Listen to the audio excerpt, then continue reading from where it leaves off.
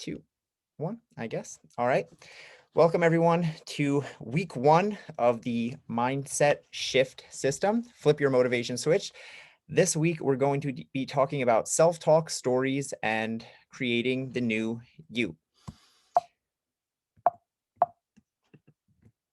So just some housekeeping things before I really dive in. One, if you aren't in the Facebook group, please try to get in there. I know that no one really likes Facebook. I don't really like Facebook. I'm not trying to do it. I don't, if there was a better way to do this, I would do something else. But the fact of the matter is Facebook is a way for us to kind of all be in a place where we can talk and have different conversations going at the same time. I thought about doing like a WhatsApp group or something like that, but having the Facebook group where we can have different topics, different things, different conversations going, that makes a big difference. So even if you don't like Facebook, if you just want to log in, use the Facebook group and get the hell out of there, then that's okay. You can definitely do that. I'm not asking you to become a Facebook person. Just use it as a tool, because that's kind of how I see it. One, also next, as I'm talking, please use the chat box if you have any questions.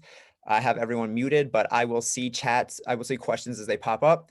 I either will, depending on what the question is, I can answer it in real time, or I will, at the end of the presentation, I'll go back and answer any and all questions. So just use the chat box, ask questions, make comments. If something I say stands out to you or doesn't make sense, or it makes a lot of sense, just put it in the chat box. In the emails you've seen, I sent out today the weekly jumpstart. If you saw on the point thing, I talk about something called the Feedback Friday form and other forms like that. These are forms that I'm going to send out week by week. So every week on Sunday, you're going to have the weekly jumpstart form, which is you already filled out. That just kind of is about goal setting and things like that for the coming week. And then Feedback Friday is going to be another Google form just like that you're going to get on Friday to fill out. That's going to be about the results of the week that happened previously. So it's, Sunday we start the week, Friday we end the week, and we kind of just go like that. And we build on building habits and just talking about all the things. And all of this stuff will start to make more sense as we go through the course. I'm just kind of giving you guys the tools, and then we're going to kind of build off of that. Also, there's the weekly habit tracker as well. Again, it will make more sense. Next week, we're going to do goals, and then we're going to do habits. So when we do that, it will make much more sense. But I'm sending you guys the habit tracker from now, just so you have it. You can play around with it. Even if you don't use it to its fullest capacity, it will make more sense once you do it. And then the last thing is the hot seats. So the hot seats, again, for anyone who didn't understand from the video, hot seats are coaching that I'm going to do one-on-one with everyone, if you want it, towards the end of the presentation. So if we have an hour for the presentation, I'm going to leave about 15 minutes at the end of each one to bring someone up if they want direct coaching. So it can be about what we were talking about for that day, or just in general about the goals and things that we're working on throughout the entire course. So if you want to hop on the hot seat over the coming weeks, you just put into the Google form that you're ready to do the hot seat, what your questions are, and then we'll do a 5 or 10 minute one-on-one coaching session live on the Zoom call. So last thing before I start, as it says on the bottom here, there are no stupid questions. The only bad question is the one you don't ask, right? I'm big on questions, because this is the whole reason I'm using the Facebook group. This is the whole reason I'm so pushing the engagement here. This is not just because I want you to ask questions. Understand that they say the best way to learn something is to teach it, right? When you vocalize something, you make it more real. So when you have a question and then you ask it, you're more likely to internalize the answer. In the same way that in the Facebook group, I'm going to ask you to post your wins and post your failures, right? I want to use hashtag win and hashtag fail forward. Both of those things are for a reason, right? This is not just me asking for the sake of me asking. This is because when we have a goal and we fail at it, or we accomplish it, I use fail forward because failing is a learning experience. But when you literally take the time to write it out, type it with your fingers into a sentence, and then send that out into the internet, it makes it more real in your brain. In the same way that journaling things and affirmations, all this stuff is a real science behind the actual process of putting these things into words. So typing questions into the question box, typing your wins into the Facebook group, typing your fails into the Facebook group, all solidify this in your subconscious. And that's a big part of what we're doing. And that's why it's so important going forward. All right, so now we're going to get started. And again, if you have questions, drop them in the box. Yeah. Don't worry if you didn't receive the habit tracker yet. I'm going to send tomorrow morning. I'm going to send out this video recording along with the habit tracker, and the forms I'm going to send out each time. So the only forms you got were today's Sunday form. You'll get the Friday form at the end of the week.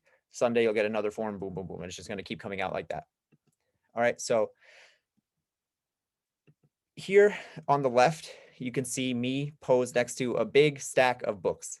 And this was a picture I posted on my social media in January 31st, 2020, just a few short weeks ago, where I was posing next to all of the books that I read in 2020. And that was like 50 something books right there. I read a total of 66 books in the year 2020. I also started a podcast. I also pivoted my business during coronavirus when gyms were shut down and personal training was no longer a thing.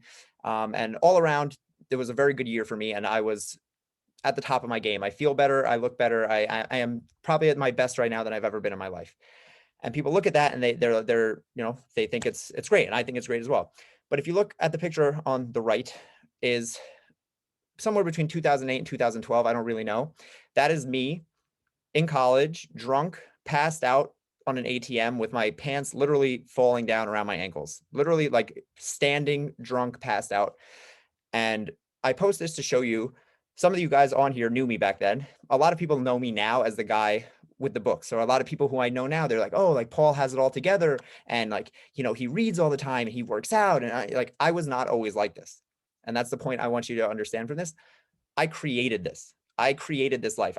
I went through my teens, my early 20s, just floating, doing nothing, drinking all the time, smoking weed, just not caring about life until I decided to change. I created all of this. I created this life because I wanted more for myself. And I say this to tell you that you can do the same thing. There is nothing special about me. I am not particularly smart. I am not particularly motivated. I spent all day today knowing I had more work to do. And because I was like, well, I have this course coming up, like that's a good thing to do. So I didn't do a lot of the things I was going to do. I am a very normal person. I'm not a robot. But if you have systems in place and you understand certain things about the human brain, about psychology, and about how we work, you can do whatever you want to do. And that's why I say everything starts within. It starts right here. It starts in the brain. When I was the guy drunk and passed out and something clicked in my head and said I wanted more, I made a decision to do better. I made a decision to be more and to be something better. I didn't know what that was going to be at first, but I made a conscious decision to go out and change my life, right? So understand that everything starts in the brain. Steve Jobs invented the iPhone, but before he could build it, he had to think about it. He had to dream it up here before he could sketch it, before he could build it. The Wright brothers created the first airplane, something that was impossible, right? For all of human history, humans could not fly. It was impossible for humans to fly until these guys dreamt it up here and then created it and brought it out into the world. Okay, so everything is possible. Anything that you can think of is literally possible. And again, I'm not trying to be like, like The Secret and like energy and stuff like that. Like I literally mean, in a literal sense, if you can think about it, eventually it will become possible. There are literally scientists who have created a particle transporter. Like they've transported atomic particles from a laboratory in California to a laboratory in Japan. Literally transportation, like instant transportation, where it transmutes across the entire world. That's a thing that happened. It's not science fiction. It's a real life thing. And if you would have asked anyone in the world, even 10 years ago, if that was possible, they would have said that's actually science fiction. It is impossible. So understand, this stuff is possible. And in order for it to be possible, it has to start up here. We have to make it in our brain before we can ever let it be here.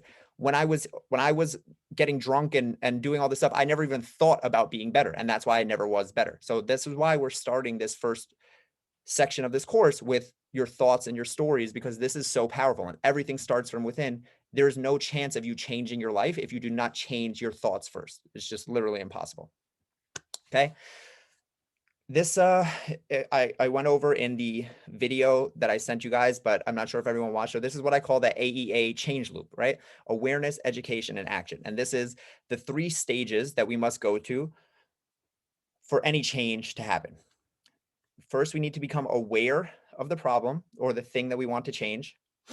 Then we need to become educated around why it needs to be changed and the tactics that we need in order to change it. So once we're aware of it, we need to know how to change it. And then the last step is always, excuse me, the last step is always action, right? We can learn, we can be aware as we want, we can learn all we want, but if we don't actually take the action steps necessary, it doesn't actually matter. All right. So what this course is about is going to be giving you the awareness and the education around the topics that we're speaking about. And then I will always leave you with action steps at the end of every lesson. But understand that I cannot take the action for you. Right? I can help you. I can lead. I can lead you to the water, but I cannot make you drink. Right? There is nothing that someone else can do to motivate you to change. There's, again, I can give you all the tools, I can give you the tactics, I can give you the understanding of the psychological processes that hold you back. And with that, I hope that it puts you in a position to make the change, but you still need to take the action. You need to do the thing. So we're going to go through awareness, education, and I'm going to leave you with action steps, but understand that I can't do the thing for you. I can't lift the weight for you. I can't read the book for you. I can't, whatever the thing is that you want to do, it always is going to come down to that last step of action. And in this loop, all 3 steps are important. We can't, so before, we're never going to have a change if we are not aware of the change that we need to make, right? If we're blissfully unaware that anything is wrong, we don't have any awareness around it. Then being aware of the problem, right? When someone says, yeah, like I want to read a bunch of books, but I don't know when I would read them. I don't know how to fit it into my schedule. I don't know I don't have the actual tactical ability to do it. I don't have the education. But then again, when I'm aware that I want to read more, I understand how to schedule it into my diary, how to break it up so that I can do it, how to speed read, whatever the tactical things I need, I then need to do the thing. So all 3 steps build on each other. And you see it's a loop. It goes back to awareness after action because these things keep happening. Change is an ever evolving process. So once you take the action, you become aware of a new thing that you need to be educated on, that you need to take action on. This is just life. All right. So one thought can change anything. What makes a dinner suck? I'm going to tell you guys a story about, this is a few years ago when I actually had a girlfriend, which I haven't had in a few years, but we were out to dinner and, it was a nice restaurant and, we had appetizers and then we had our entrees and we were having drinks the whole time. And it was a really good experience. The appetizers were really good. The entree was awesome. And then dessert came and dessert was lackluster. When you ever have an experience like that where it just does not live up to the rest of the experience. So we enjoyed the whole dinner, but dessert just kind of was like meh. And then I remember the next day I was at work and one of my coworkers was just like, "Oh, like how was that dinner last night?" And I was just like, like it was whatever. It was meh. But thinking back on it, I'm like, was it really like meh? The appetizers were good, the entree was awesome, the experience was nice. I had a good time with my girlfriend, the ambiance, everything was good, but because the dessert was meh, now all of a sudden in my head, the entire thing was meh. And then a few days later, I was hanging out with my girlfriend. She's on the phone with her mother, and I overhear her talking. She's like, "Oh, yeah, that restaurant that was horrible. I hated it." And I'm thinking to myself, like, hated it. Like even when we left after dessert, we both agreed, like, yeah, like dessert could have been better, but it was still a pretty good experience overall. But that one negative thought, that one negative experience festered in her brain, it festered in my brain and turned an overall good experience to a meh experience. And then over a few days later, it turned an overall good experience into a terrible experience. Okay. Now, from there, what makes a dinner suck? What makes a train ride enjoyable? Now, a lot of you guys are from New York City, as I am. And you know that riding on the subway is not a fun experience. No one enjoys riding on the subway.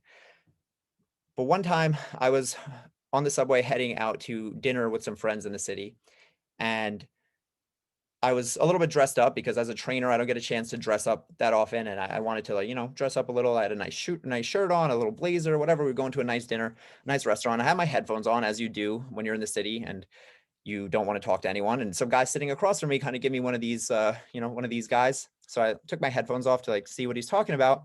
And the guy was just like, he's like, yo, man, you're looking good. And I was just like, thanks. And it just made me smile, right? I'm smiling right now, just telling the story. And I kind of just put my headphones on and went back around, got off in a few stops, and I went up, met up with my friends. They're like, even when I got there, they're like, what are you smiling about? What are you so happy about? And I was just like, nothing.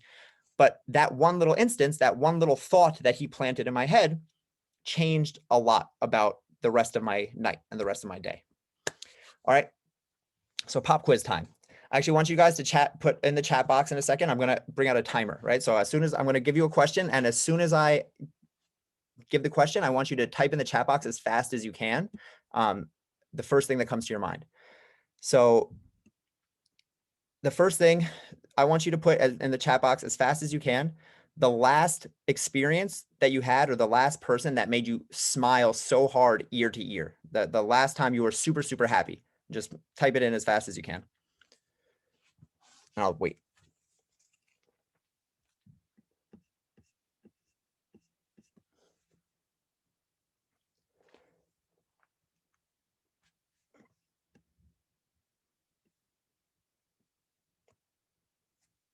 Awesome.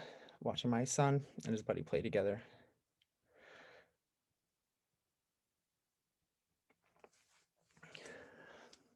Awesome, awesome, awesome. Watching friends, family, lots of different things, lots of different experiences. Awesome. All right. Boom. Teacher told me I'm a crazy hard worker. All right. I love it. I love it. All right. Now, same thing, same experiment. I'm going to time you again. What's the last time that you were really just pissed off or angry? Or the last person that made you just upset? Type it in as fast as you can. Just think the first thing that pops into your head when I think what made you angry.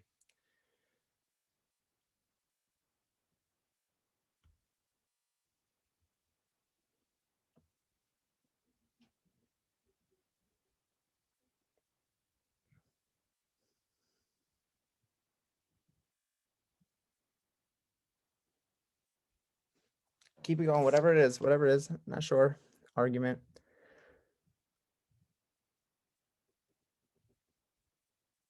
Boss.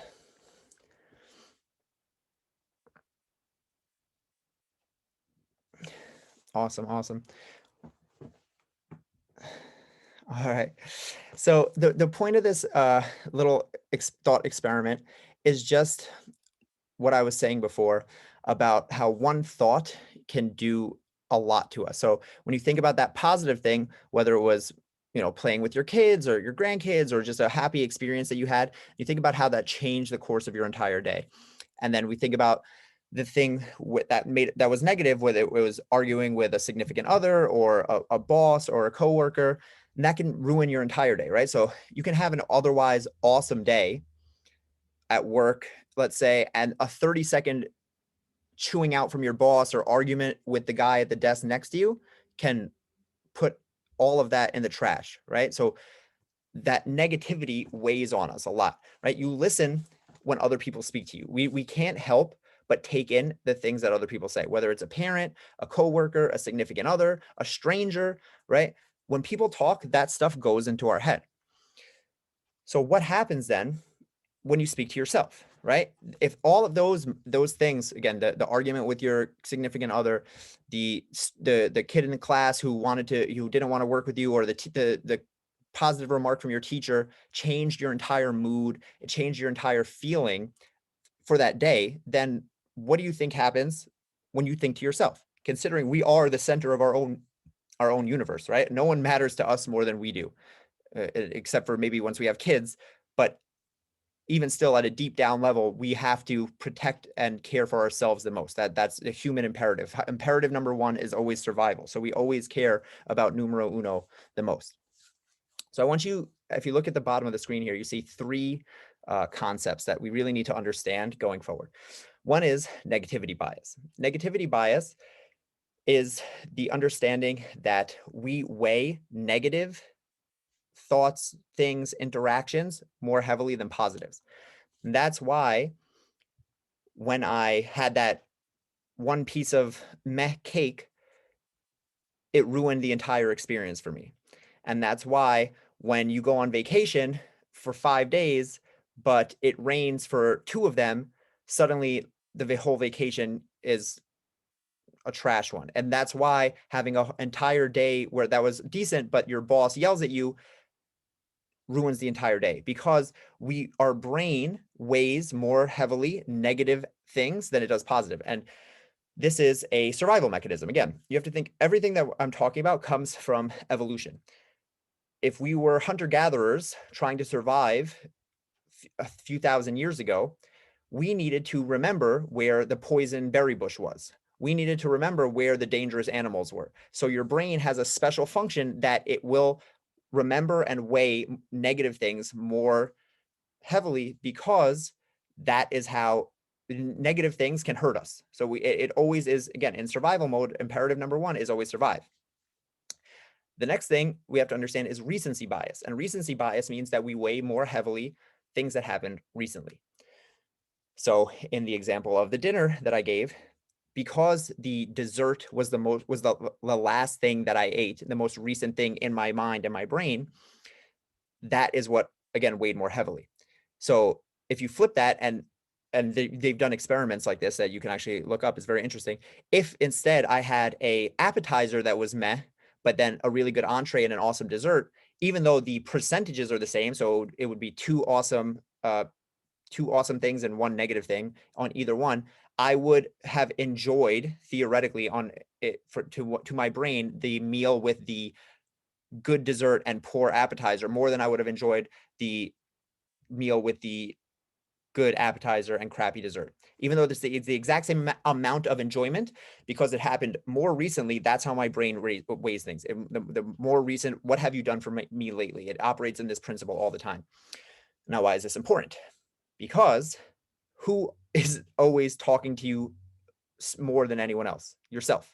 Your brain, your internal monologue, is always going to be the most recent person to have said anything to you. We talk to ourselves, we look at ourselves in the mirror, we deal with ourselves more than anyone else. So any interaction with an outside person is always going to be outweighed by the interaction of us with ourselves, because of the recency bias. The last thing that we need to understand here is what's called loss aversion. And loss aversion basically is just a concept, again, stating that we are more likely to try to avoid loss than try to move towards gain, right? We care about protecting ourselves from losing something more than we care about more than we care about the potential gain of whatever the opposite thing is. And a very easy example to kind of understand this is, if I offered you a coin flip and said, if I flip this coin tails, you lose $100, how much money would I have to offer you for you to be able to win on heads, for you to accept that bet? And they've done this study many, many times. And more often than not, that number is somewhere around over $200. Meaning, for a 50% chance, 50-50 shot to lose or win, to lose $100, you need to be offering me over double that amount to win it. Why is that? Because I much more want to stay away from the loss of $100 than I care about the gain. And so if the thing was 50-50 shot of losing $100 or gaining $100, almost no one would take that bet, even though it's a 50-50 chance, because the pain of losing $50 is much more than the joy you get from the pain of losing $100 is much more than the joy that you get of gaining $100. So I need to increase that joy, increase the gain there by increasing the money to make it actually beneficial for me. Well, why does this matter? Because when we're talking about changing habits, changing our daily practices, changing our life, we err towards the easier thing because of loss aversion. The gain, because if all things are equal and we have a little to gain and a lot to lose, we're always going to stay the same, because we don't want to feel the pain of loss, the pain of failure, the pain of trying and then not getting the thing. So I just want you to have these things in mind as we move forward, because these are a big part of the things that hold us back. All right. Now let's talk thoughts and numbers. These are estimates, but they are pretty, I would think that they are pretty good, because these are pretty ubiquitous throughout the industry, that we have about 50,000 instances of thoughts of self-talk per day. Understand that not everyone works in the same way where they have like an actual internal running monologue where they're having conversations with themselves. Some people do. So some of you may have that. Some of you may not. You can type in the chat box. Actually, if you are that type of person who has an internal monologue or doesn't, they did a poll on the internet a few months ago that was very polarizing. But even if you're not the type of person who has an actual words like I talking to themselves, we all have an internal monologue because that's how we make decisions, right? When we wake up in the morning, we have a choice between getting out of bed or hitting the snooze button. So our brain is having a discussion with itself. So 5,000 thoughts per day, 150 to 300 thoughts per minute, and 80% of those are negative. That means that of those 50,000, 40,000 negative thoughts per day. Of the 150 to 300, 120 to 240 negative thoughts per minute. Now, of those, 95% happen automatically. So sometimes we are in control, but the vast, vast majority of our thoughts are happening subconsciously, automatically. Now, automatic, why is this important? Because our brain goes on autopilot for survival.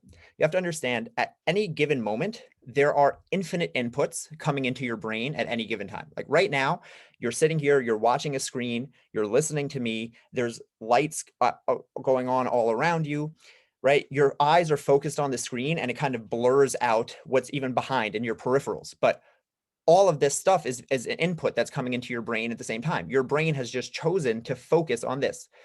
Even what you're feeling, right? You don't feel your clothes on your body, even though they're touching you, right? You might now that I brought it up, we kind of feel it. You feel your butt on the seat. Your brain all the time is picking and choosing what to pay attention to and what to delegate back to subconscious lower level thinking. Because again, imperative number one, survival. The key to survival is energy. We have finite amount of energy. Your brain knows that. So because thinking at a conscious level, like I'm doing right now, talking to you, is very energy intensive, it delegates back down as much as it can. So anything that it does not think is absolutely necessary to be thinking about consciously, it will chuck off to the subconscious level so that it can save energy for, again, going back to evolution, when you had to run from a saber-toothed tiger or for whatever the thing was that where survival was imperative. And that's how we get 95% of our thoughts happening at a subconscious level, because your brain just doesn't want to do it. It needs to save that energy for the really heavy rocks that you need to move. It does not, it can't be, you would literally be paralyzed if you had conscious thought every given moment, right? If I had to think about moving my hands and moving my lips and moving my tongue and blinking my eyes, like it literally can't happen. So your brain has to continually shuttle more and more to subconscious lower level thinking. Now, stories are our brain's way of saving time. So if you've ever watched football or basketball or any sports, really, when they're talking about practicing and reviewing, they always say, oh, we reviewed the tape. What do they do? Right after the game, they go and they watch the tape. So stories are your brain's tape. When you come to a fork in the road, like this gentleman on the screen here, and you have a decision to make about choosing between two things, right? So again, go back to that alarm, the alarm goes off in the morning, you have a decision to make. Do I get out of bed or do I hit snooze? Your brain, and there's infinite options to do right now. It can think about how you feel, the weather, what you have to do today, what you did yesterday, what you really want, your challenge to yourself, blah, blah, blah. It will get weighed out. Instead, again, it needs to survive. It needs to save energy. All it's going to do is go and review the tape. And the tape is the stories of what you've done in the past. So it's going to say, I always did this. Every other day I've hit snooze. So, hit snooze it is. These are statements like I have always, I'm the type of person. These things are the way we have lived in the past, dictate the way that we live in the future. This is why most people end up repeating the same problems and the same issues over and over again, right? They just continue with the same stuff. How many people, the goals that they set are the same goals that they've set a few months before, a few years before, the same things that they've been saying that they're going to try to do forever. Because our brain will always go back, check the tape, and see what is it that we've done in the past, and that's how it will inform its decision for what to do in the future. This can be this can be concerning for people because they're like, well, does that mean that I'm stuck? Like if I've always been a person who doesn't wake up early, I'll never wake up early. Yes and no. Yes, because if you just listen to those stories, then it will. But the point is that stories are just things that we think. It's just tape that your brain plays. They're not real. So that's the point of this entire lesson, is that once we understand the power of this, we can start to write our own stories and rewrite them and dictate them. We can change that I am statement. We can change that I have always statement. And that's why we use the power of stories to create positive change. And we'll get into more of that later. Another concept that we need to understand is cognitive dissonance. The exact definition here says the state of having inconsistent thoughts, beliefs, or attitudes, especially as relating to behavioral decisions and attitude change.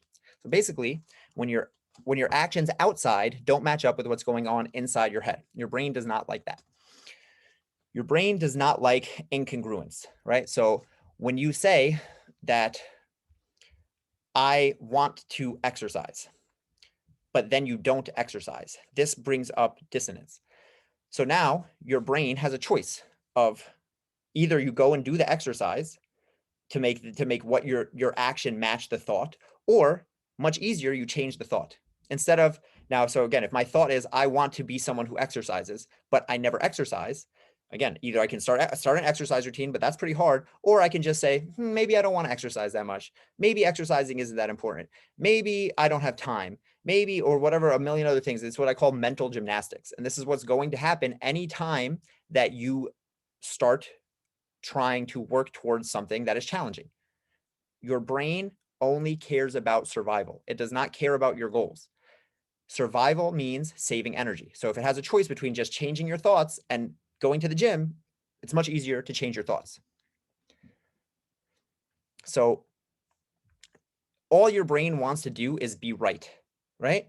And that's okay, but it's going to trick you because of that, right? So if we go back to, when I was speaking about survival and all of the inputs that are happening at any given time, understand that survival is imperative number one, right?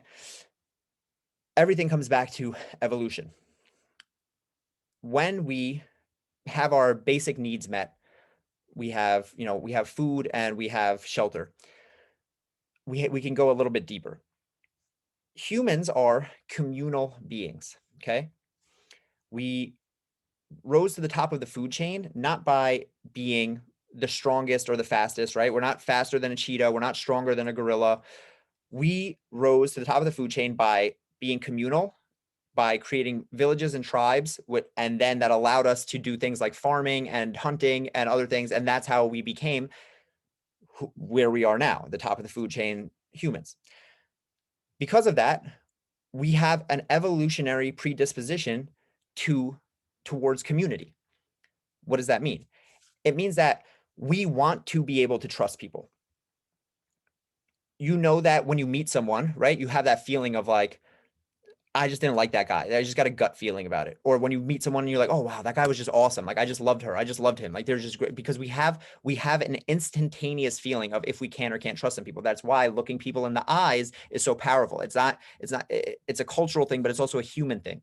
Things like handshakes. There's certain things that give us a instant understanding of if we can or can't trust someone.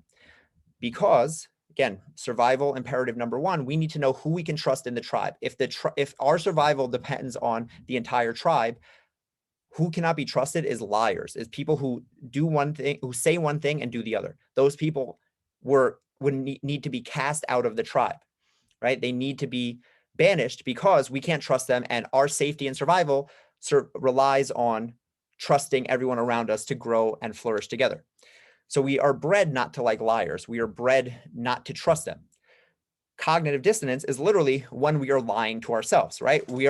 Our brain catches us in a lie to ourselves. Again, I say I want to do one thing, but my actions directly go against that. So our brain needs to figure out a way to make that not the case anymore, because it does not like that. It's like, wait, it knows that we're not supposed to like liars, and now I'm lying to myself. So it will do mental backflips and mental gymnastics and change everything to make you feel like, oh, it's all right. I just never even wanted to do that. Oh, I don't really care about this thing anyway, right? You set a goal to wake up early. you say it's important to you, but then when you're tired and you're laying in bed, it's like, yeah, it's actually not that important. Who cares if I wake up a little early? It's not hurting anyone if I get another 10 minutes. You set a goal to save more money. When you don't save money, you don't just say like, yep, I'm not doing my goal. What you say is, yeah, well, I actually have enough money, and it doesn't really matter if I save it anymore because I'll be all right. And my paycheck comes in next week. So we just do these mental gymnastics. And these are one of the main things that, again, hold us back from ever getting forward and making positive momentum towards our goal. All right. So now, right back where we started, full circle, stories and self-talk. So we have automation, right? Our thoughts and processes are automated at any given day, at any given time, because we need to save energy. Save energy is imperative number one. Then we have a negative mindset. Again, we have a negative mindset because we weigh more heavily negative things that happen to us. Again, for survival, because we need to know if that's a poison berry bush. We need to know if there's a tiger hiding behind that rock over there. All right. And then we also have dissonance because although we say we want the positive thing, we take actions that are directly counter to that because of automation and negative mindset and saving energy, right? Like I said, we want to save money, but we don't save the money because saving money is hard, right? This creates dissonance. And this creates negative self-talk and negative stories that run in our head all the time. Things like, I failed, I messed up, I just can't, or whatever. And now this leads us to the self-fulfilling prophecy. And this is really where we need to understand a lot in order to make positive change. So again, this is not woo-woo. This is not religion. I'm not talking about energy. This is not the secret. This is literally your brain's way of surviving while also staying safe in the herd, right? Your brain wants to be right. I just explained that we do not like liars. The last person your brain wants to lie to is itself.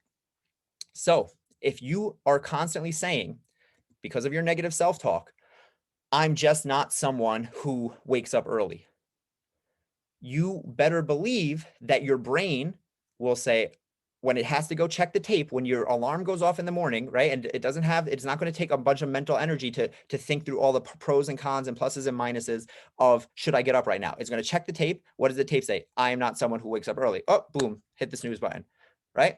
When you have Amazon cart full of crap that you know you're not supposed to buy, and your goal is to save money, and your internal monologue is always saying like, I just can't save money. I just don't know. I just always spend when I'm not supposed to. When you're about to hit that ship button, and your brain again has a split-second decision to make, it's not going to sit and weigh all the pros and cons. It's going to check the tape, and what the tape says is going to dictate the decision that you make.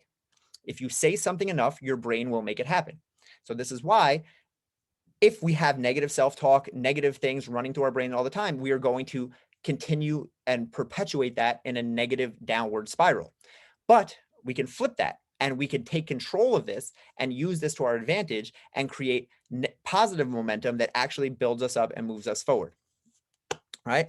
So now we come to, all of that was just the awareness, right? This was just me explaining what it is that you need to understand about what's going on in our head and why self-talk is so important. Because I feel like when I talk about self-talk, when I talk about stories, people think about it, again, they think it's some hippie stuff, or it's just some like, well, what could that possibly matter? So I hope that helps you understand that this stuff is really important.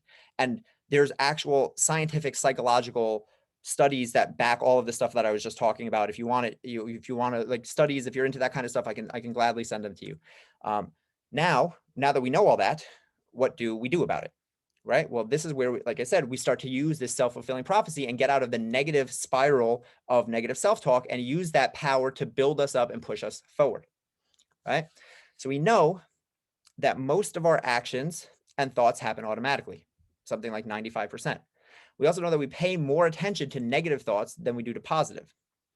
We have hundreds of subconscious thoughts per minute and tens of thousands per day. And these thoughts are powerful, and they push us in a certain direction, for better or for worse. Everything is either pushing us forward or pulling us back, pushing us forward or pulling us back. All right. But we also know that we can control our thoughts, but it does take effort.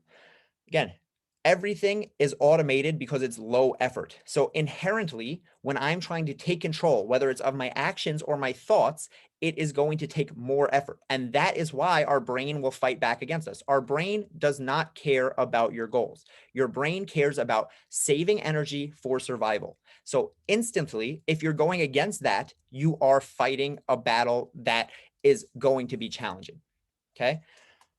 We have to understand that that's why you can't have change without effort, because your brain wants to do the lazy thing all the time. It would just bundle up into a cocoon if we didn't have to go to work and contribute to society. All right. Now we also have to understand that behavior and action begin as a thought, right? Everything starts up here. It literally is the center of every problem, what we think, but is also the center of every solution, because the solution starts up here. Before I can make it into an action, before it can be a part of my life, I have to think about it. I have to believe it. So if we take control of your thoughts, you can take control of your life. All right. And this is, again, not just me being like motivational. This is literally scientific fact. All right. So all of this is habitual. All right. And we're going to talk about habit building and tactics in week 3. But until then, these are the things that we need to remember about stories and self-talk. First thing, we need to distinguish between facts versus stories. Stories are, as I said, checking the tape, right? It's the thing that when our brain goes back, when it has to make a decision, and it reviews that tape, and it'll say, okay, what have I done in the past? What has happened then? Okay, that will dictate my decision for the future. But realize that stories are not facts. So a lot of times we'll say something like, I can never stick to a diet. That's a story that we tell ourselves. A fact might be, I failed and quit my diet 3 times in the past 3 years, but I can never stick to a diet is not a fact. That's a feeling. That's something that you're saying. Like, I never wake up early is a story. I can never do something, right? When we talk about things and project them out into the future, that's how we know we're talking in stories. Facts happened. They are in the past, and that happened. That's okay. I got a 65 on my test is a fact. I'm stupid is a story. All right. I tried exercising, but I stopped going to the gym January 3rd. That's a fact. I never can stick to a workout routine is a story. So we need to distinguish between these two things, because stories are much more negative.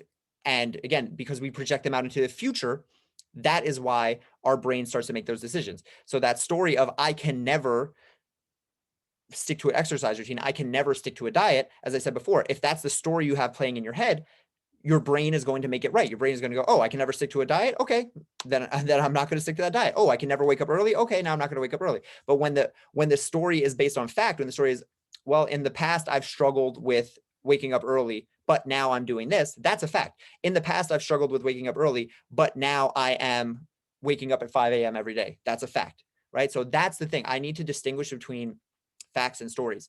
And if you look right next to that, I have in quotation marks the pause. This is a big part of what I want everyone to implement. Is a tool we're going to use, a tool I use every day. And it's literally just pausing. As I said, throughout this entire thing, all of this stuff is happening subconsciously and just kind of going on in the background. So we're not always going to notice it. Again, if it happens 50,000 times a day, we do not always notice these thoughts, and it's impossible for us to.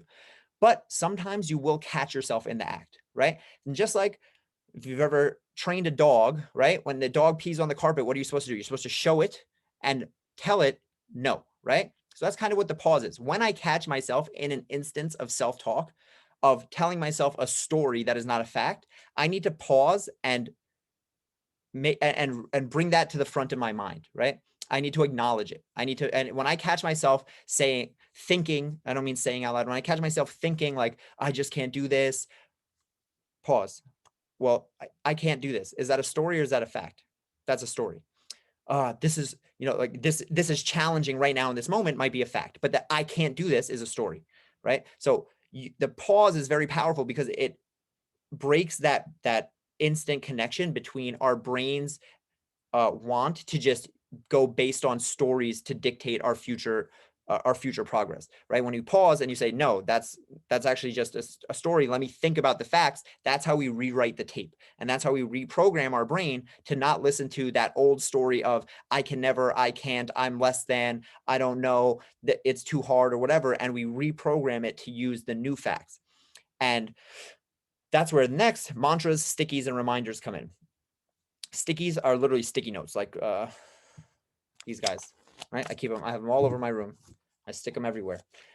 Mantras, stickies, reminders, affirmations. These are positive things that we want to say to program our brains, right? So all of this, again, is about reprogramming this internal monologue that's always going on subconsciously. But in order to make it subconscious, we have to burn it into our memory, right? So think about riding a bike. When you first learn how to ride a bike, it's a very conscious effort. You fall, you have to learn, you have to push, pedal, all these different things. Eventually it becomes second nature. You don't think about riding a bike, and that's everything, right? When you learn how to write, anything that you're learning is a conscious effort until you drill it into your brain enough for it to become subconscious. So that's what we're doing by repeating mantras, using sticky notes, and having reminders. So I have reminders set on my phone that just an alarm that pops up that says, hey, do this today. Hey, you are this. So this is why understand that everyone in this group has different goals that we work on. We have people who are talking about studying for goals for a work exam, saving money, building a fitness routine, creating a morning routine around meditation. The thing that you input doesn't matter. The tools are what's important. So if your thing is meditation, put reminders on your phone to go off every however many minutes. Put sticky notes on your bathroom mirror, right? We all go first thing in the morning, brush our teeth in the bathroom mirror. I have sticky notes. I am successful, right? I don't even say I'm going to be, I am successful. I am this, I am that, right? And these affirmations, these become the new story that are burned into my brain, so that when my brain has to check the tape, it remembers the sticky notes. It remembers the stories. It remembers the reminders that I've been giving it, right? And that brings me to the next point about own your speech. I almost did it myself right here, saying, I am trying to. I'm trying to wake up earlier. No, I am waking up earlier, right? I did it a lot when I was making this course. I would tell people, what are you up to these days? I'm like, oh, I'm trying to work on this online course that I'm creating. No, I am creating a course. I am a person who does the thing. Because again, when you give your brain the option, it's going to take the low effort route. We need to own the thing that we want to do. I wake up early. I meditate. I save money. Speak it into existence. And again, this is not just an energy thing. This is not me being silly. This is literally when you say it enough, your brain will start to listen, because again, your brain does not want you to be a liar. If you continue to push that into your conscious brain will push it into your subconscious brain. And when your subconscious brain pushes it enough, that's how it becomes a habit. That's how it becomes a part of your life. That's how when you have the thing of the alarm goes off in the morning and you have that decision to make a split second like that, you hop out of bed instead of hitting the snooze button. That's how when you have your friend calls you up and says, hey, we're going out for dinner. Do you want to come? But you know you're supposed to save money. You have the thing of that story that running in your head is, I save money. I don't go out and waste money when I have a budget. I do this, I do that. And it listens to that story, it listens to that tape, and that dictates your future. So the mantras, the stickies, the reminders, the ownership speech, the I ams, right? Start to think about these sentences. I am this type of person. And then that's the next point. Be the person who does the thing. It's paradoxical, but the way you make a change is to do the change, right? I wake up at 5 o'clock in the morning. People are like, how do you do that? I just started doing it. I started setting my alarm for 5 o'clock in the morning. And then, you know what? It would go off and I would snooze it. Or I would say 6 o'clock alarm and I would go right back to bed. But I did not stop. I continued to do the thing. I continued to put that into my brain that I was going to be someone who woke up at 5 a.m., that was the new me. And it wasn't early. It wasn't easy. I failed a bunch of times, but I continued to do it. I continued to act as if I was already that person. Again, rewriting the tape for the future. Because when my brain then in that moment goes back to the subconscious of, who is this? Is Paul a person who wakes up early or not? And it checks the tape. Eventually it will say, yes, he is. And then I got up at 5 a.m. And then when I got up at 5 a.m., I was tired at 9 p.m. So I became a person who fell asleep at 9:30. And then again, that self-fulfilling prophecy that is an upward spiral up forward as opposed to a downward negative spiral with the negative self-talk, with the negative stories. And the last thing I want you to do is take notes. And I mean this in a literal sense of write down. So when you have that pause, when you catch yourself in an instance of self-talk, telling a story, using negative self-talk or whatever it is, and you pause and you realize you're like, oh, whoa, I can't believe I was just thinking that. Literally write it down. Write it on a piece of paper. You have a note going on in your phone. These are the ways that we make this real. Just like I said in the beginning about typing in the Facebook group, about writing down your wins, about writing down your failures. When you write it down, it solidifies it to your brain, right? It's one thing to think it. We all think things and then we're like, oh, that's such a good idea. And then a minute later, we have no clue what we were even talking about, right? Write it down to make it real. Remember it, because that's how that you can make sure that you don't make the mistake again. I guarantee you, if you take notes on this type of stuff, you will speed up the process infinitely. Like if you're not doing it, if you're not carrying around a little notebook, let me see if I have mine here. I don't have it. Whatever. I have a little notebook that I carry around in my pocket. It's like this big. You don't have something like that, or the notes on your phone, you're doing yourself a disservice and you're playing the game on hard mode. All right. So we need to distinguish facts versus stories. We need to pause when we catch ourselves in an instance of negative self-talk or telling a story that is not a fact. Use mantras, use stickies, use reminders, right? Use these things. Use your phone. Set an alarm on your phone that says that just goes off and randomly throughout the day that says, I am losing weight. I am waking up early. I am saving money, whatever the thing that it is. Use ownership speech. And then be the person who does the thing. All right. So now we come to the last step in our loop, and that's action. And I'm always going to leave you with an action step, because all of this ranting and raving I just did for the last hour is completely useless if you do not take action. So our week 1 action steps. I normally don't even like to give this many action steps because it can be overwhelming, and the more stuff that we have to work on, the harder it is. But these are such low effort things that I really think that it's just too easy not to do. So action steps for this week are to create your touchdown power phrase. Your touchdown power phrase is a phrase that you say literally the second your feet touch down onto the floor every morning when you get out of bed. So when I sit up, take my covers off, and my feet touch the floor, the second they touch the floor, I say, today I'm going to have a great day. That's my power phrase. I smile, it lights me up, it makes my day better. The habit is built. It's imperative that you do it when your feet touch the floor. It has to be that instant, because you're building a habit loop of something you do every day. Every day, my feet touch the floor when I get out of bed. 100% every single day of my life, that will happen. So now I can loop something in to that. So your power phrase can just be a general one like mine, or it can be something about your goal. If your goal is about losing money, I am a person who saves money. Today, I'm going to save money. I'm waking up earlier, whatever the thing is. Okay. Super easy. What I want from everyone is, after today's thing, after if you have a little time to think about it, I want you to come to the Facebook group and tell me what your touchdown power phrase is. And that way we can all cheer each other on and root for each other. And telling you this is a super powerful, super easy one. The next one is 3 sticky notes. 3 sticky notes placed throughout your home. I like on my bathroom mirror, on my laptop, and I have a habit tracker in my room. You can either be 3 different affirmations, or you can use the same one 3 times. But it's just I am statements. Again, it should be about your goal. This is the best one. If you're trying to study more, I am always learning.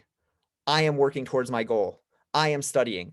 I am the type of person that I am statements, and just put them throughout your house where you'll see them a lot. And every time you see them, read them out loud. Ideally, read them out loud. If you can't read them out loud, read them in your head. But ideally, you read them out loud, for the same reason that writing makes things real. Speaking it out loud makes things real. So when I do my touchdown power phrase, I say it out loud. Today is going to be a great day. And you see, I can't help but smile, because my brain, it's crazy. My brain has now been looped in to smile. My feet touch the floor. I say the phrase and I smile. It can't happen any other way, because I do it so much. Okay. So create your touchdown power phrase, your three sticky notes. And again, in the Facebook group, I want to see pictures of the sticky notes, where they are, what they say, or if you don't want to say what they say, if it's a personal thing, that's fine. But I want to know where they are in your house, when you're going to do it. Last thing, use your pause. All right. And use your pause is exactly what I was saying on the previous slide, that when you catch yourself in a self-talk moment or a story moment, and it can be positive or negative, it doesn't have to, I just want you to start catching yourself in that instant. Pause and then take the notes. Write it down either in the notes on your phone or on a little notepad or on a sticky note, right? Or wherever. Tattoo it on your arm. I don't care. Just write it down so that you can break that loop, right? We're building positive loops. We're breaking negative loops. That's all that this is about. We are taking back control of the subconscious level thinking and using that, because that subconscious stuff is going to happen. That's the whole point of this whole week.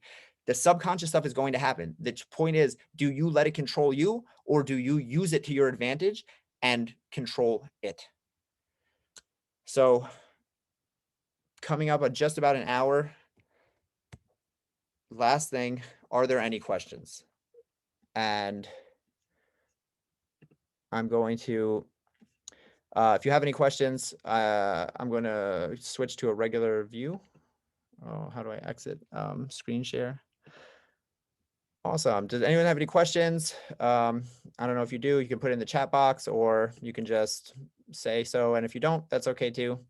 But yeah, thank you guys for making it this far. But I'm serious though. I want you to use the Facebook group again, because I'm serious about how this makes it real. All of these things seem silly. Saying the affirmations out loud, reading the sticky note and actually saying it, writing down the thing. But these are how we reprogram our brain. If it was as easy as me just telling you right now, then it would be done already.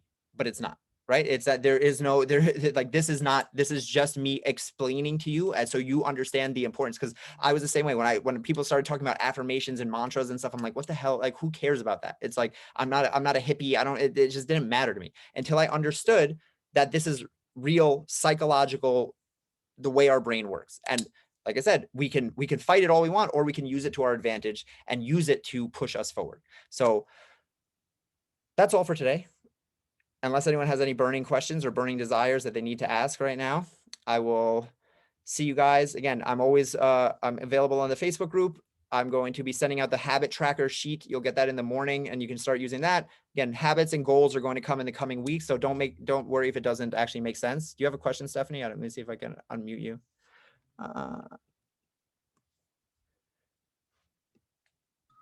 There, did it work? Yeah, go ahead. Oh, awesome. Yeah, no, I wanted to ask about the habit tracker. Like, does it straightforward, or do I just kind of like my own interpretation? It's super easy. It's literally like it's just a PDF, and you don't, if you have your own type of thing, you can do it, but it's literally just a PDF where you just write, it has Monday, Tuesday, Wednesday, Thursday, Friday, Saturday, and it has a place for whatever your habit is for that day, and you just check it off for the day. It just gives you a little, again, it's if my habit is drinking water, I can just drink more water. I don't need a habit tracker to do that. But there's something about having the habit tracker that will make it more real to me. Yeah, and like solidify it. Like, yeah, exactly. You can start to, yeah. We're just taking advantage of all these little tricks. That's really all it is. There's no, it's not, there's none of these things are magic, but if we keep piling up little tricks, little mantras here, little affirmations here, the sticky note here, the habit tracker here, that is just going to continually push us into the right direction. So awesome. Yeah, and again, it's a super, you don't have to actually use the PDF. It just gives you an example, but you can use the water. You can use a pen, paper, whatever works for you. All right. I had another question about the crystal ball assignment. Yeah. I was having trouble visualizing like where I'd be living and like things like that. Like I did fill it up as much as I could, but like some of the things I don't know exactly what I want. Like how would you go about that? That's the point of the whole thing, is to just kind of, and that's why that thing is just for you. Like, you don't actually have to ever show it for me. Like there's nothing about that really matters. It's just a thought experiment, because I want you to start thinking about these type of things again. If you don't know exactly where you're going to live, you're not, but the more deliberate we can get about the person that we want to be, it will dictate the decisions that we make here. Right. So that, like I said in that thing, be the person who does the thing. So if my person 5 years from now is someone who plays golf on the weekends with his kids, and I don't play golf today, it's like, well, now I know what I have to start working on. Like I have to actually, I have to start learning how to play golf. So it's just one of those things that's like, it be as detailed as possible, but it's really just a thought experiment. Don't overthink it. Like you can't get it wrong. You can't mess it up. So it's just like, do your best with it. And that way we can steer ourselves to where we want to go. If you don't know where you want to go, you can't create it. Yeah, totally. Okay, I gotcha. You don't end up at a destination that you don't map out, right? Like you don't get somewhere by accident. Like that's like, like that. So it's like we have that, and then it's a 5-year thing because that's a far off goal. So that's not when we get to like talking about goals and habits, we're going to actually talk about 1-year goals and how to set all those things up. But that's just like a big, like, okay, if like, again, pie in the sky, everything goes right, like I win the lottery or whatever the thing happens, it all goes good. Yeah. All right. Awesome. Thank you. Okay, everyone else, I will see you, and if any of you need anything, you know where to find me. All right. Awesome.